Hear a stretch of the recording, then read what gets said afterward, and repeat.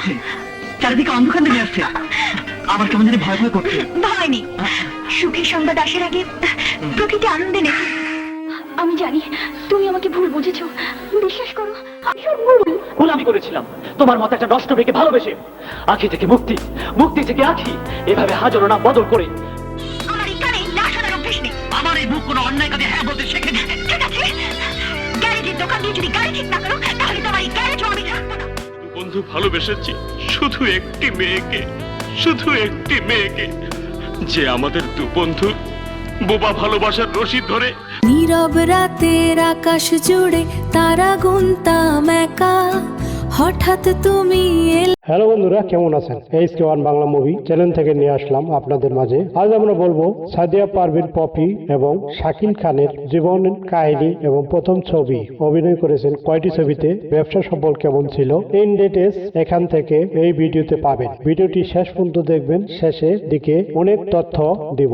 ওকে, চলুন শুরু করা যাক। সাদিকা পারভিন পপি জন্ম 10 সেপ্টেম্বর 1979 সালে। চলচ্চিত্রে পপি নামেই পরিচিত। অভিনেত্রী এবং মডেলিং। 1997 সালে মন্তাজুর রহমান আকবর পরিচালিত কুলি ছবির মাধ্যমে চলচ্চিত্রে পা রাখেন। বাংলাদেশ ইতিহাসের অন্যতম আবেদনময়ী অভিনেত্রী। এই পর্যন্ত মেঘের কোলে রোদ, কি জাদু করিলা, ডাঙ্গা যাত্রা, অসংখ্য চলচ্চিত্রে অভিনয় করেছেন। জাতীয় চলচ্চিত্র পুরস্কার পেয়েছেন 3 বার। পপির প্রাথমিক জীবন। 1979 সালে 10 সেপ্টেম্বর বাংলাদেশ খুলনা শহরের সোনাডাঙ্গায় জন্মগ্রহণ করেন। তার পিতা আমির হোসেন। মৃত্যু 2024 সাল। তার শৈশব কাটেন খুলনা দাদাবাড়িতে। 6 ভাই বোনের মধ্যে পপি ছিল বড়। পড়াশোনা করেছেন খুলনা বালিকা বিদ্যালয়ে। অভিনয়ের জীবন। মডেলিং থেকে চলচ্চিত্রে আসেন। পপি লাখ আনন্দ বিচিত্রায় সুন্দরী প্রতিযোগিতায় চ্যাম্পিয়ন হয়।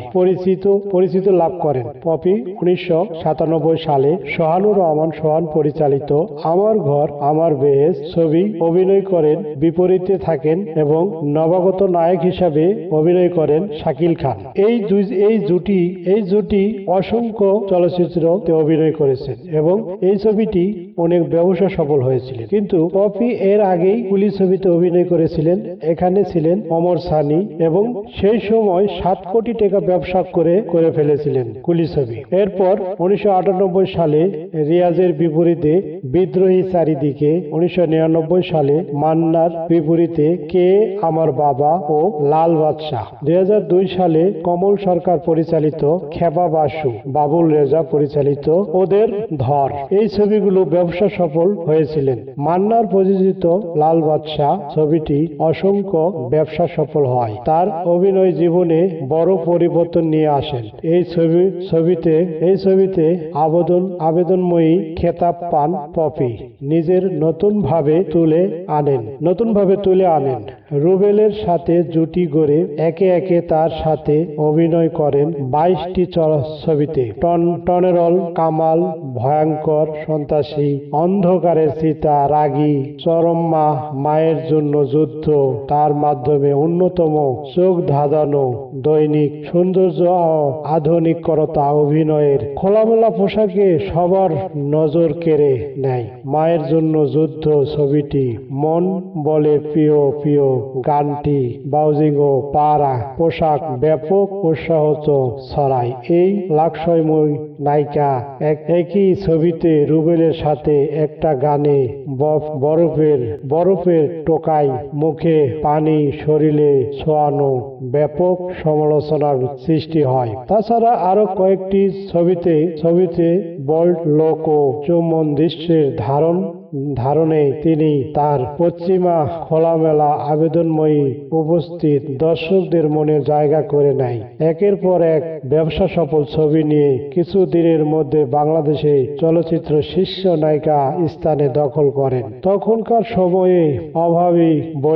বলিউডের মহেশ ভাটের সিনেমায় অভিনয়ের প্রস্তাব পেয়েও ফিরিয়ে দেন পপি। কারণ 250টিরও বেশি সিনেমায় অভিনয় করেছেন। 2003 সালে অভিনয় করেন কমল সরকার পরিচালিত কারাগার। কারাগার ছবিতে এতে এক টোকাই চরিত্রে অভিনয় করে প্রথমবারের মতো শ্রেষ্ঠ অভিনেত্রী হিসাবে জাতীয় চলচ্চিত্র পুরস্কার লাভ করেন। 2006 সালে কথা ও সাহিত্য আকাশ ইমেন রচিত গল্প অবন্য শ্রী চ্যানেল এনটিভির প্রথম প্রযোজিত ছবিটি বিদ্রোহী পর্দাতে অভিনয়ের সমালোচকদের প্রশংসা অর্জন করেন।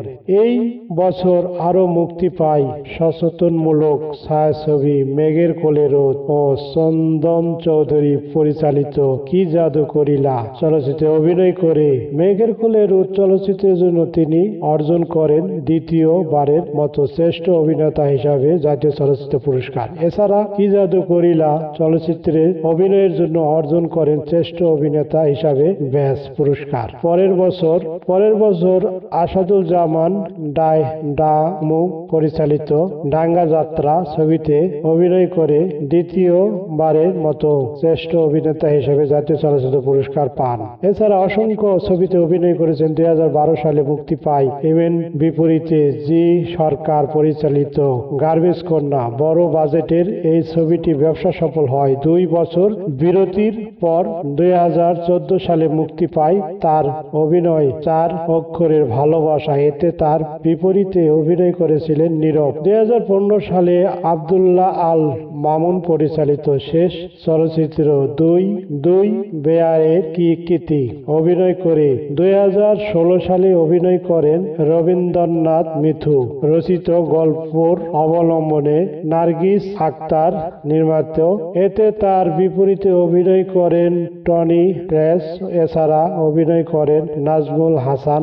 2 নয়ন চলচ্চিত্রে অভিনয়ের পাশাপাশি তিনি টেলিভিশন নাটক ও টেলিফিল্ম অভিনয় করেছেন। কাজ করেছেন মেজবাহুল শিকদার পরিচালিত ঈদের টেলিভিশন নাটক এবং চঞ্চল চৌধুরী 21-এ অনেকগুলো ছবি করেছেন তিনি। শাকিল খান এবং পপির একটি গুঞ্জন রয়েছে তাদের ভালোবাসা। শাকিল খানের সঙ্গে পপির বিয়ে হয়েছে এই কথা শাকিল খান নাকি পপিকে বিয়ে করেছেন এটি পপি বলেছিল। সেই সময় পপিকে অনেক বিতর্ক করতে দেখা গিয়েছিল এবং শাকিল খান পপির একটা জুটি টানটান উত্তেজনা একটি জুটি ছিল। আর এই জুটিটি শেষ পর্যন্ত আর টিকলো না। অনেক পারিবারিক এবং টানাপোড়েনের কারণে পপি এবং শাকিল খানের দুইজনের ক্যারিয়ারটাই নষ্ট হয়ে গেল। কারণ কিছু কিছু জিনিস আছে যার দর্শকরা যাকে দেখতে চায় তাকে যদি দর্শকরা ঠিক মতন দেখতে না পারে তার বিষয়টি পরে বিপরীতে চলে যায়। পপি অনেক নায়কের সঙ্গেই জুটি বেঁধেছিল কিন্তু শাকিল খানের সঙ্গে সেরা জুটি বলা যায়। কারণ শাকিল খানের পরে সেরা জুটিটা হওয়ার পর তিনি যখন নিজের টানাপোড়েন এবং পারিবারিক দ্বন্দ্বে এবং ব্যক্তিগত দ্বন্দ্বে যখন তারা জড়ায় তারপরে থেকেই তারা সিদ্ধান্ত নেয় যে আর জুটি বেঁধে ছবি করবে না। এই ক্ষেত্রে যেমন প্রযোজকদের অনেক লগ্নি লোকসান হয়েছে এবং তাদের দুইজনের ক্যারিয়ার অনেকটাই ধ্বংসের মুখে চলে গেছে। এই জন্য পর্দায় যারা অভিনয় করেন এবং যারা দর্শকদের ভালোবাসা পেয়ে তারা উৎসাহিত হয় আমরা বলবো যে পর্দার বাইরে যেন কোনো সম্পর্ক না থাকে। কারণ পর্দার বাইরে যখন সম্পর্ক গড়াইবে ওই সময় দেখবেন তাদের ভ্যালু এবং ফেস ভ্যালুটা আস্তে আস্তে কেটে যাবে। এজন্য আমরা সবাই বলবো সবাইকে সতর্ক থাকতে এবং অভিনয়টা সুন্দরভাবে করার জন্য। সকলকে ধন্যবাদ।